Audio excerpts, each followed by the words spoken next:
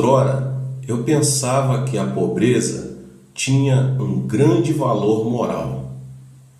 Na Coreia, os pastores costumavam pregar que a pobreza era uma bênção e que os pobres eram os que colhiam mais das experiências da vida.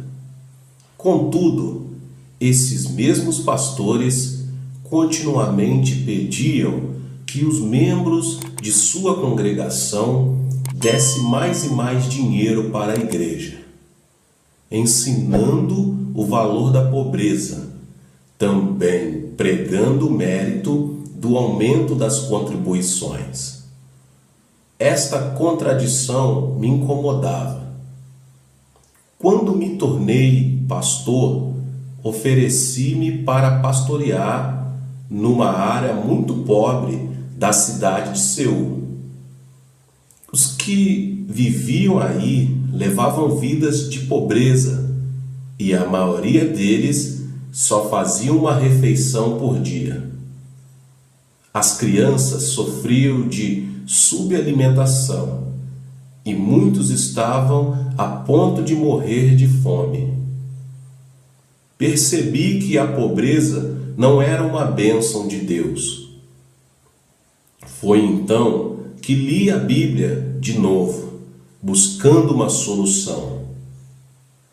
Queria conhecer a vontade de Deus acerca da pobreza. Descobri que o ensinamento de Deus a respeito da pobreza era completamente diverso do que me ensinaram na igreja coreana tradicional. Deus não criou a pobreza. Quando Deus formou o céu e a terra, fez tudo com abundância. Não havia privação no jardim do Éden. Era um lugar de beleza e abundâncias extremas. Então, Adão e Eva pecaram, e com o pecado veio o juízo. Adão e Eva foram expulsos do jardim da abundância. A serpente, instrumento de tentação de Satanás, foi amaldiçoada e condenada a rastejar sobre o próprio ventre. A maldição de Eva foram as dores de parto. A terra foi amaldiçoada e Adão, juntamente com todos os homens, que depois deles se seguiriam, deviam trabalhar a terra com o suor do seu rosto. Veja Gênesis 3,19. A pobreza é resultado do pecado. Cristo veio ao mundo não somente para levar nossos pecados, mas também desceu a fim de livrar-nos da maldição do juízo. Cristo nos resgatou da maldição da lei, fazendo Ele próprio maldição em nosso lugar. Gálatas 3:13.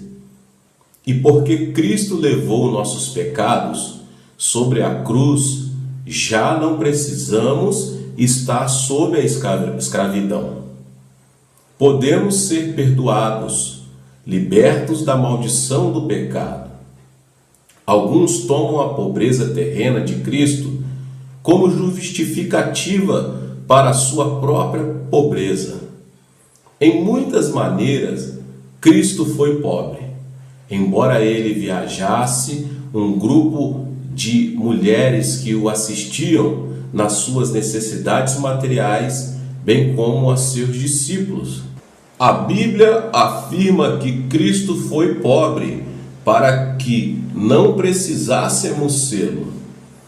Pois conheceis a graça de nosso Senhor Jesus Cristo, que sendo rico, se fez pobre por amor de vós, para que pela sua pobreza vos tornasseis ricos. 2 Coríntios 8:9. Cristo deseja que seus filhos da fé sejam prósperos. Contudo, muitos não o são. Falharam em reivindicar a promessa divina de prosperidade. Houve uma época em que os ingleses iam aos Estados Unidos em busca de fortuna. Nesse tempo, certo jovem inglês decidiu que ele também queria viajar para um novo mundo em busca de riqueza. Economizou o suficiente para comprar uma passagem de terceira classe em um navio e partiu para os Estados Unidos. Embora não lhe tivesse sobrado dinheiro para a comida, achava que sua aventura valia o sacrifício. Entrando no navio, desceu para a terceira classe.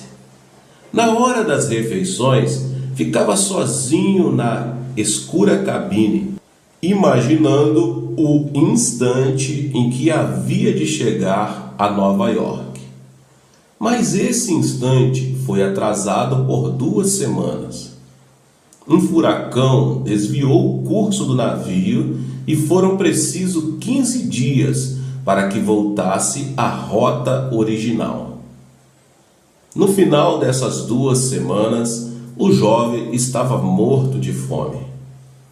Embora pudesse ver Nova York no horizonte, ele pensava: morrer de fome ou de castigo quando descobrirem no refeitório que não tinha dinheiro para pagar a comida não faz diferença alguma. De modo que, pela primeira vez, ele foi ao refeitório e pediu uma refeição completa. Devorou a comida como quem estivesse morrendo de fome. Pediu mais e comeu até satisfazer-se. Então voltou-se para o garçom, dizendo: "A conta, por favor, preciso ver quanto foi." O garçom ficou a olhar para ele. "Que tipo de conta deseja o senhor?" "Bem," replicou o jovem satisfeito, "quero a conta de toda a comida que acabo de comer." "Senhor," respondeu o garçom, "ao comprar a passagem neste navio, comprou também as refeições de que precisaria durante a viagem. O senhor já pagou a conta." O jovem quase tinha morrido de fome. Contudo, havia pago a conta de toda a comida que desejasse. Muitos crentes agem como esse jovem. Recebem a passagem para o céu por meio da fé em Jesus Cristo. Pensam que mal podem chegar à salvação espiritual ao crer em Cristo. Mas nessa passagem há também a promessa de abundância. Cegos por seus próprios preconceitos, levam vida de escassez, e a prosperidade parece-lhes algo impossível. Se você deseja tornar-se próspero, primeiro compreenda que Cristo já estabeleceu o fundamento. Por si mesmos, desejos de dinheiro, fama e prestígio jamais tocam o coração de Deus. Deus não concede bênçãos duradouras aos que têm somente aspirações egoístas. Quando comecei meu ministério, eu tinha motivos errados. Como resultado disso, passei por muitos períodos difíceis. Por causa deles, percebi a importância de motivação adequada e em tudo o que o cristão faz ou deseja fazer. Se você deseja ter prosperidade, examine o seu coração, a fim de descobrir os seus verdadeiros motivos.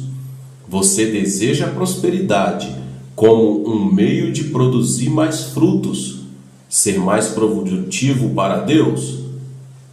Você realmente se importa pelo bem-estar espiritual dos outros e deseja usar a prosperidade como um canal a fim de trazer mais gente para o reino de Deus? O desejo apenas de dinheiro tem invadido até mesmo as fileiras dos ministros evangélicos. Vários evangelistas famosos têm vindo à Coreia. Lembro-me de um em particular. Um evangelista veio vários anos atrás, a fim de realizar em nossa igreja, a meu convite, uma série de conferências de uma semana de duração. Antes de sua chegada, lancei uma extensa campanha de anúncio, alertando a tantos quanto possível das conferências que se seguiam. Nas primeiras 2 noites, o evangelista pregou sermões acima da média. A grandes multidões e milagres aconteceram. Antes da reunião da 3ª noite, ele com firmeza asseverou: vou fazer a mala e partir imediatamente. O que? Respondi espantado. Fizemos muita propaganda para estas reuniões. Você não pode partir. E os milhares de pessoas que vêm de todas as noites só para ouvir falar? Bem, respondeu ele, há uma maneira de eu ficar. Se você me der $1.000, mas imediatamente ficarei. Se não, devo voltar para os Estados Unidos, a fim de levantar essa quantia. Meu coração queimava de raiva. Os pastores foram chamados para pregar o Evangelho, não para ganhar dinheiro. Contudo, eu sabia que as pessoas viriam, esperando ouvi-lo. Olhei-o diretamente nos olhos e disse: se o dinheiro é tão importante assim para você, farei um cheque de $1.000 agora mesmo, e ao receber o dinheiro, espero que você pregue o restante da semana. Daquela noite em diante, a presença especial do Espírito Santo ausentou-se. Os sermões já não tinham elementos da unção divina. As necessidades das pessoas já não eram tocadas por Deus. Foi uma das piores séries de conferências que nossa igreja já realizou. Em seu desejo único de dinheiro, aquele evangelista perdeu toda a prosperidade espiritual que as reuniões restantes poderiam ter trazido. Ele também nos tirou o ânimo de dar-lhe um grande honorário, previamente discutido. Nosso Pai Celeste conhece nossas necessidades e as há de suprir. Nossos motivos e prioridades, entretanto, devem ser ordenados de maneira correta. Ora, se Deus veste assim a erva do campo, que hoje existe e amanhã é lançada no forno, quanto mais a vós outros, homens de pequena fé.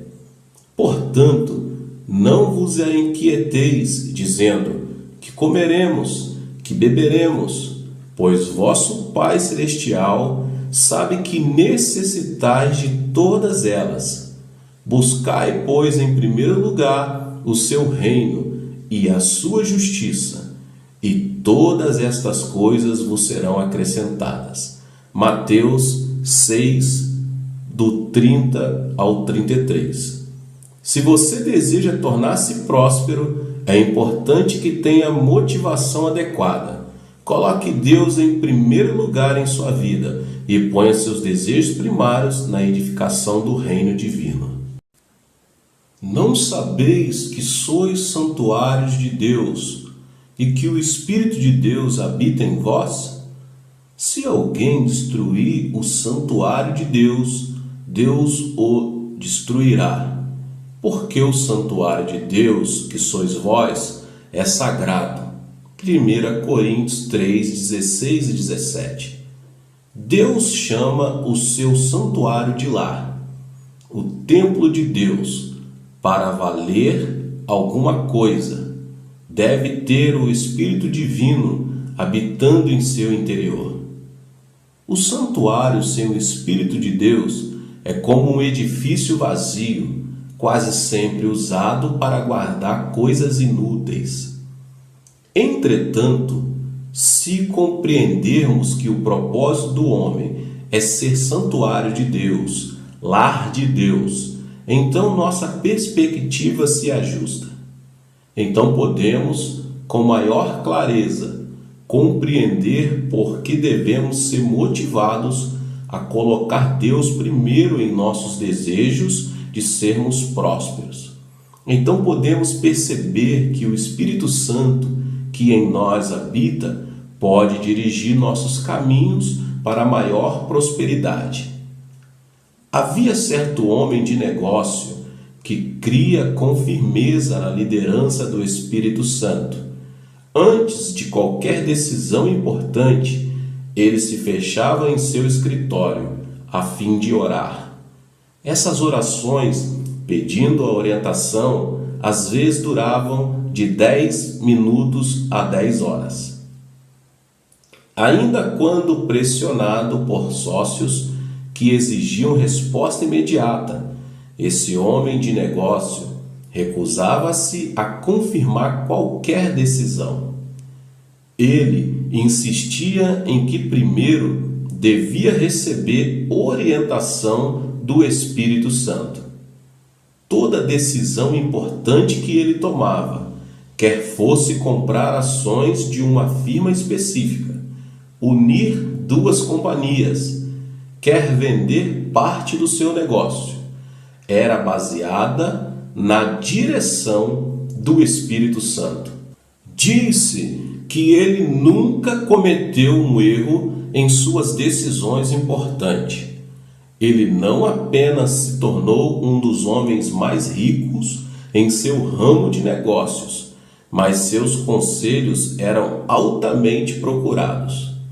E tudo porque compreendia a importância da habitação do Espírito Santo em seu interior e da necessidade crucial de sua liderança. Quedorlaomer era rei de Elão, antigo país ao norte do Golfo Pérsico. Por 12 anos ele fora líder de uma coalizão de reis. Essa coalizão havia incluído as cidades de Sodoma e Gomorra, cidades da planície que alguns acreditam estarem situadas em um dos extremos do Mar Morto. Depois de 12 anos, muitos dos vassalos de Quedorlaomer, incluindo cidadãos da Sodoma e Gomorra, rebelaram-se. Gênesis registra uma rápida batalha entre Quedorlaomer e seus aliados contra os vassalos rebeldes. Quedorlaomer venceu e o agressivo rei confiscou tudo o que se movia: pessoas, animais, suprimentos e coisas de valor. Entre os cativos encontrava-se Ló, sobrinho de Abraão e cidadão de Sodoma. Quando Abraão ouviu que seu sobrinho havia sido levado cativo, imediatamente armou seus servos, cujo número eram mais de 300. Perseguiram os agressores e os venceram numa vitória notável.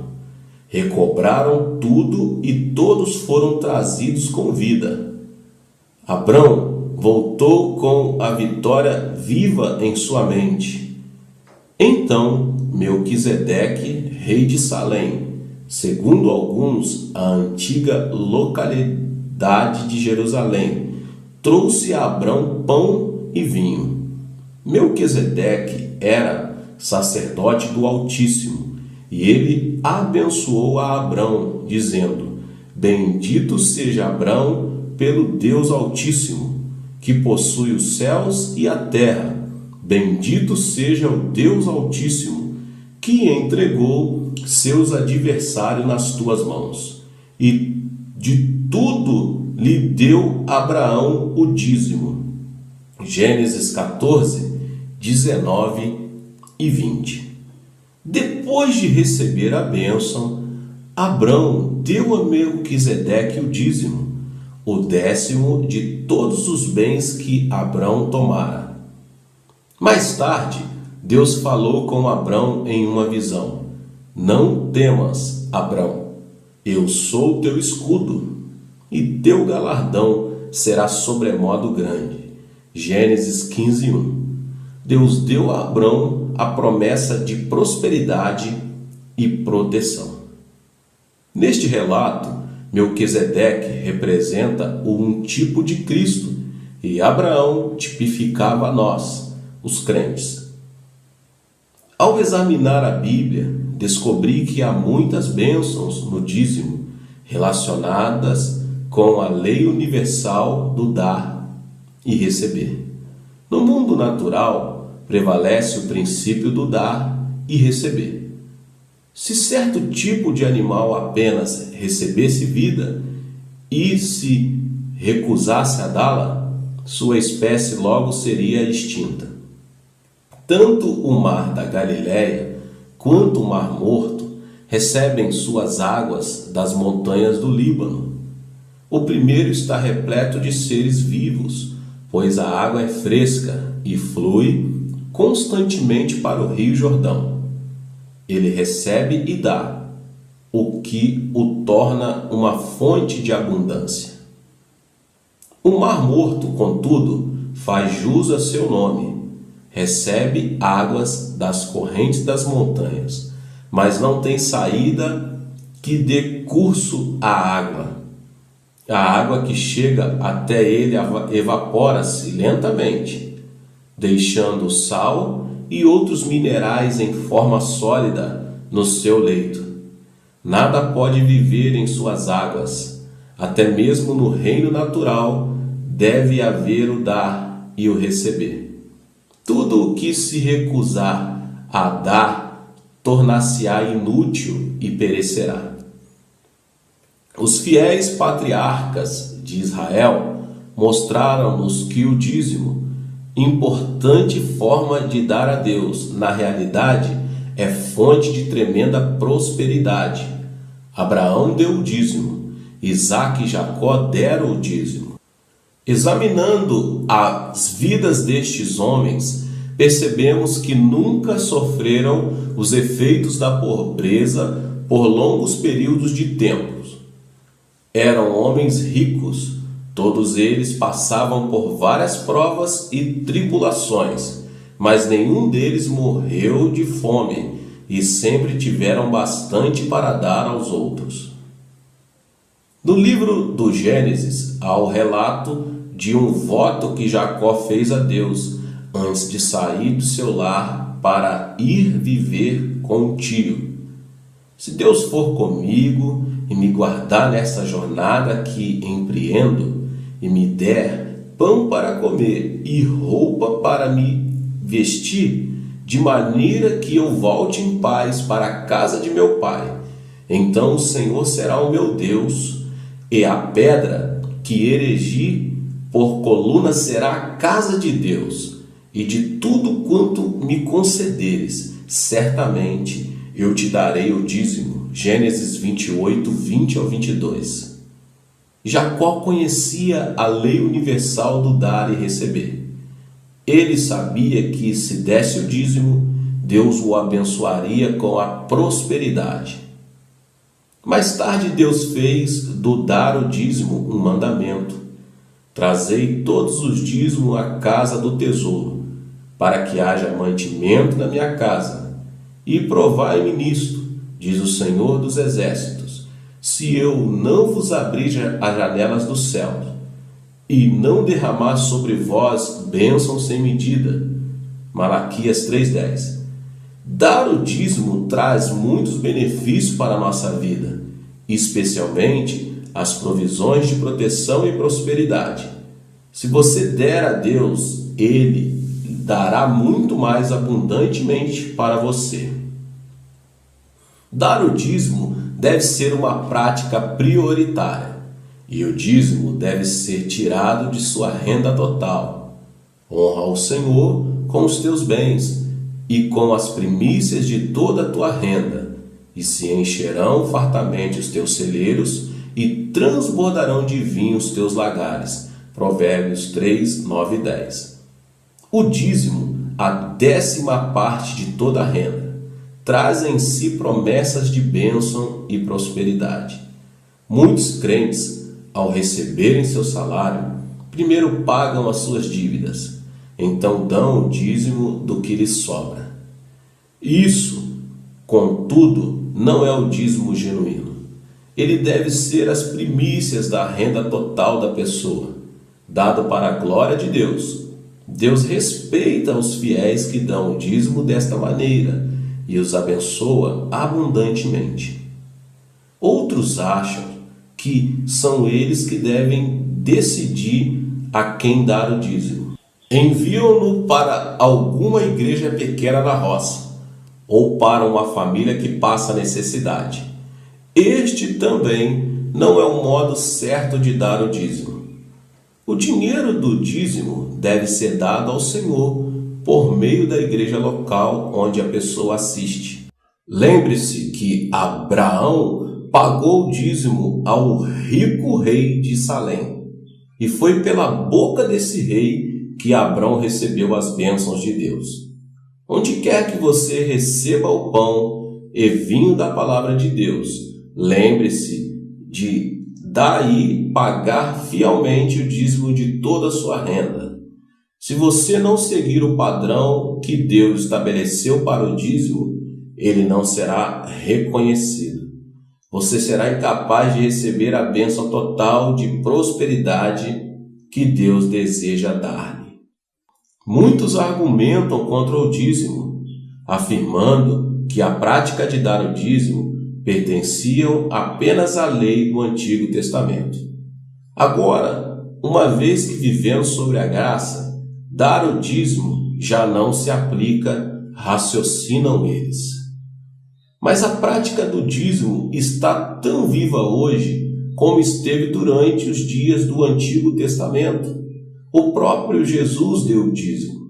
Em admoestação contra os hipócritas religiosos, Jesus declarou: ai de vocês, escribas e fariseus, hipócritas, pois dão o dízimo da hortelã, do endro e do cominho, e tendes negligenciado os preceitos mais importantes da lei, a justiça, a misericórdia e a fé. Devíeis, porém, fazer estas coisas sem omitir aquelas. Mateus 23, 23.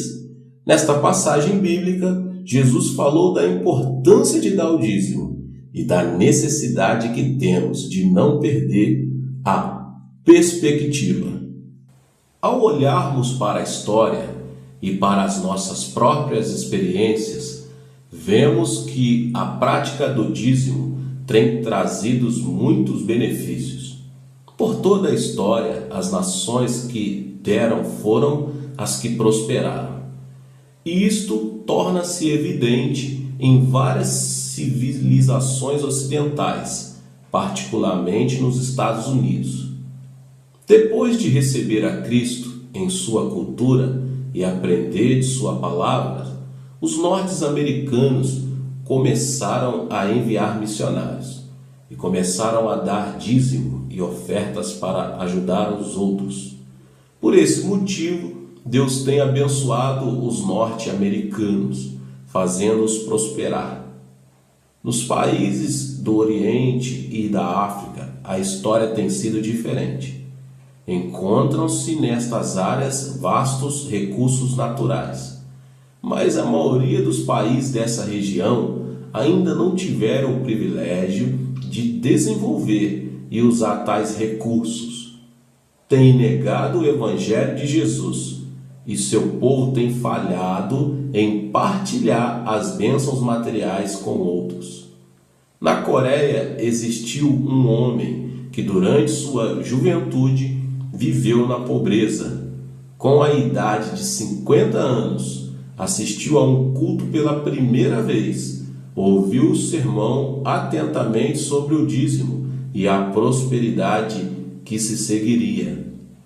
Então sentiu que devia começar a dar o dízimo. Uma vez que minha renda é tão pequena, pensou ele, dar 1/10 dela para Deus vai fazer bem pouca diferença. Mais tarde, ele se tornou crente e começou a dar o dízimo com regularidade. Antes, ele nunca tivera um emprego firme. Depois de começar a dar o dízimo, contudo, conseguiu um emprego de vendedor para uma companhia de aço. De súbito, teve grande sucesso e tornou-se dono da filial onde trabalhava. Em 12 anos ficou rico. E mesmo nas épocas difíceis, esse homem recusou-se a deixar que o desânimo dominasse, crendo que o dízimo fiel levaria à prosperidade. Ele continuou a prosperar, tudo porque aprendeu o segredo da prosperidade, dar o dízimo. Conta-se a história de 2 homens, um crente e um incrédulo, que decidiram iniciar um estabelecimento comercial juntos. O sócio não crente fazia $20.000 por ano. O crente, embora ganhasse apenas $12 por ano, dava fielmente o dízimo todos os meses. Entretanto, evidenciou-se uma diferença estranha. Embora o não crente ganhasse mais dinheiro, não tinha prosperidade. Sua família, com frequência, sofria doenças. As contas médicas se amontoavam e ele carregava o fardo de pesada pressão financeira. O crente que pagava os dízimos tinha prosperidade em abundância. Abençoado não apenas em seu negócio, ele também tinha prosperidade de paz e harmonia em sua vida pessoal. Se você deseja tornar-se próspero, não negligencie o pagamento dos seus dízimos a Deus. O dar o dízimo traz promessa divina de prosperidade a seu povo. E esta prosperidade não se limita ao reino material. Deus também o abençoará com prosperidade de paz, alegria, saúde e harmonia em seu lar. Por meio da morte de Cristo na cruz, foi lançado o fundamento da prosperidade de cada crente. Nossas passagens para o céu não estão limitadas apenas à salvação espiritual, mas inclui também promessas de bênção e prosperidade, que devem ser reivindicadas pelos que possuem a fé que vem de Deus. O tornar-se próspero, em parte, é questão de motivação.